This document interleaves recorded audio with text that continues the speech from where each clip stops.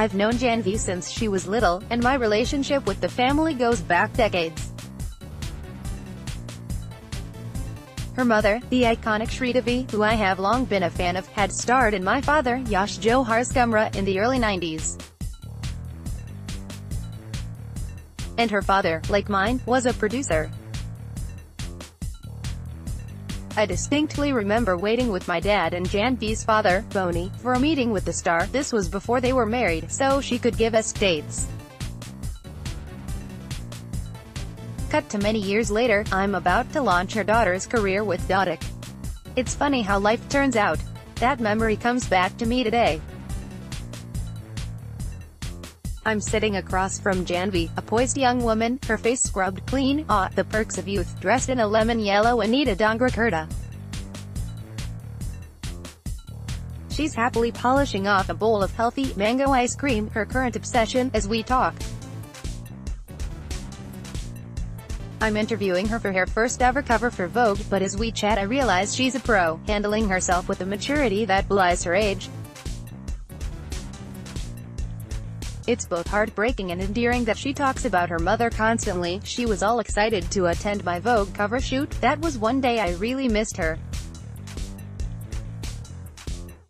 We talked for what seems like hours, in a conversation that veers from Charles Bukowski. I think people would be surprised to hear I write poetry. To her upcoming holiday, we, all of Dad's kids, are going to Cannes in London. Kapoor's answers are not what you would expect. She is not what you expect. And this is just the beginning of her story. Excerpts from our conversation. Karan Johar, you grew up in the industry. But, somehow, I felt you were more connected with US Weekly than Filmfare. Was that a conscious effort by your mother? Janhvi Kapoor, she never wanted me to be an actress. KJ, why is that? That's unusual. JK, she was more relaxed about Kushi getting into films. She thought I was naive, that I wasn't thick-skinned enough. She wanted us to live a more relaxed life. She loved what she did, but you know it was intense. KJ, she was very protective. I remember a funny story about when she left you in LA for an acting course. JK, laughs, oh yeah? She said, Fool ko ki chad mine chad kar chali yarahi humain, I'm leaving my little flower in the muck. In the wild, wild west. I think it's cool to be naive. It takes a certain amount of courage to not be pessimistic. I'd like to believe there is good in everyone. KJ, what was life like for you growing up? JK, my attendance in school was 30%. I was always traveling with my parents. My education was on the sets. I would do well in history and English, but beyond that, I just about passed. After I finished school I wanted to do a bunch of courses, art history in Florence, fashion in London and acting in Los Angeles. So I started with acting, and soon I knew this is it, this is what I need to do. KJ, your mom started working when she was 4 years old. Do you know all her stories? JK, those were my bedtime stories. Her whacked out experiences. You know, in the 80s and 90s, when actors would do multiple shifts working simultaneously on different films. So she was doing 3 movies with the same director, who was also the actor. They were in OD and he decided to shoot songs for all 3 films together. He'd do a scene, then cut and walk to the next location and the entire cast and crew would follow. At one point, he does a shot, starts walking and, suddenly, he's behind a tree taking a piss, and the entire cast and crew is there, watching. He was just walking, and everyone assumed they were going to the next location. Mum was in all the films, and she'd figure out which film they were shooting for by his wigs, which would change for each role. KJ, I get extremely emotional when I see that after her passing the family has actually come together. JK, it's made us feel safe and secure. I think, even for Papa, it's a source of comfort. It's definitely tied us together. We've lost Mom and I don't think that's a loss any of us will ever get over. KJ, I know that in your deepest, weakest moments you kept saying, I want to work because I want to do this, for my mother.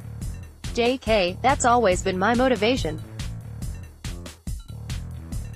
I'm so proud of my parents. I need to make them as proud of me. KJ, you're debuting in 2018 but you've been in the limelight for 3 years. Every time you visit the gym or a restaurant, the paparazzi has it. JK, it's flattering that anyone would care what I look like after the gym. I feel like I haven't done anything to earn that attention, so I don't know how to react. Should I smile and wave because they've been waiting and it's courteous? Or should I hide because I'm sweaty? KJ, your mom always looked perfect. You and Kyushi are teen fashionistas and, unknowingly, you're setting trends. JK, I think other than films this is something that we have bonded over. We love clothes and are roughly the same size. We enjoy dressing up. Papa would call us 3 women on a mission when we shopped. He's always been very into our look, he'd approve them or make us change. And all of those photos of Mom and me before events. He clicked them. KJ, he's a closet fashionista. Do you feel a void that you can't turn to your mom now? JK, of course. I could always be the baby with her. When I'd wake up, the first thing I'd do was ask for her. I'd need her to put me to sleep sometimes and she literally had to feed me. The day before she left for the wedding, I had to shoot, but I couldn't sleep, so I was like, I need you to come and put me to sleep. But she was packing, so by the time she came to me I was half asleep. But I could feel her patting my head. KJ, do you feel more maternal with Kyushi now? JK, I've always been very bad at that. Kyushi is very maternal with me. I am a full baby. She takes care of me. Now she comes and puts me to sleep sometimes.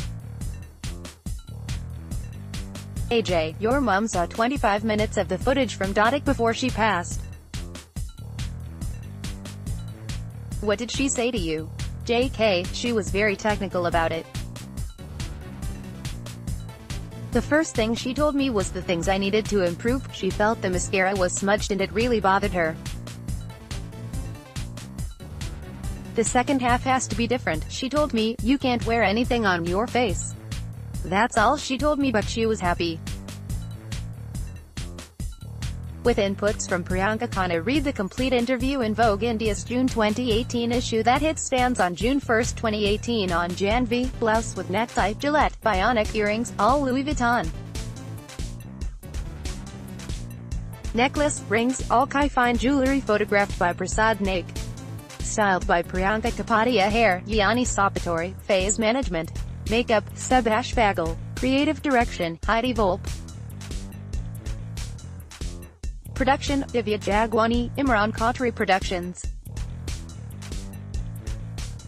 Photographers assistants, Anand Wahane, Akshay Sabale. Makeup assistant, Harshal Jarawala. Editorial assistant, Janine Dubish.